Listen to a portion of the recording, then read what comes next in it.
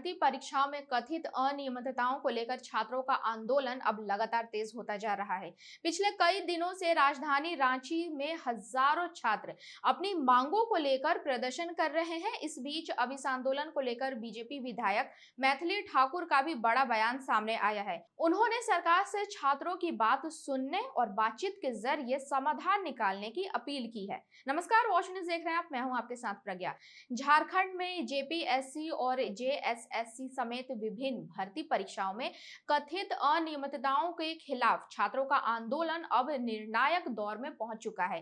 राजधानी रांची के जयपाल सिंह स्टेडियम में पिछले 13 दिनों से छात्र अपनी मांगों को लेकर धरने पर बैठे हैं। शुरुआत में कुछ दर्जन छात्रों से शुरू हुआ यह प्रदर्शन अब हजारों युवाओं के आंदोलन का रूप ले चुका है। बीते 2 दिनों में आंदोलन स्थल पर छात्रों की संख्या और भी बढ़ी है। छात्र भर्ती प्रक्रिया में पारदर्शिता और अपनी मांगों पर सरकार से स्पष्ट जवाब चाहते हैं। इसी बीच इस पूरे मामले पर अलीनगर विधानसभा से बीजेपी विधायक मैथिली ठाकुर का बयान सामने आया। उन्होंने कहा है कि सरकार को छात्रों से बातचीत करनी चाहिए और उनकी शिकायतों को गंभीरता से सुनना चाहिए। मैथिली ठाकुर ने कहा कि यह आंदोलन पूरी तरह शांतिपूर्ण तरीके से चल रहा है। सोशल मीडिया पर सामने आए वीडियो, भाषण और पोस्ट देखकर लगता है कि छात्र लोकतांत्रिक तरीके से अपनी बात रख रहे हैं। उन्होंने उम्मीद जताई है कि सरकार जल्द ही छात्रों से बातचीत कर समाधान निकालेगी।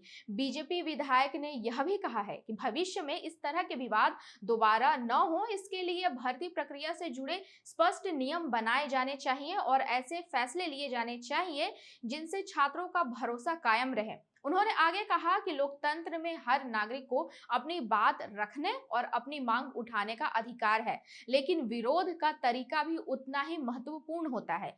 उन्होंने कहा कि झारखंड के छात्रों ने जिस शांतिपूर्ण और अनुशासित तरीके से आंदोलन किया है, उससे वह प्रभावित हुई हैं।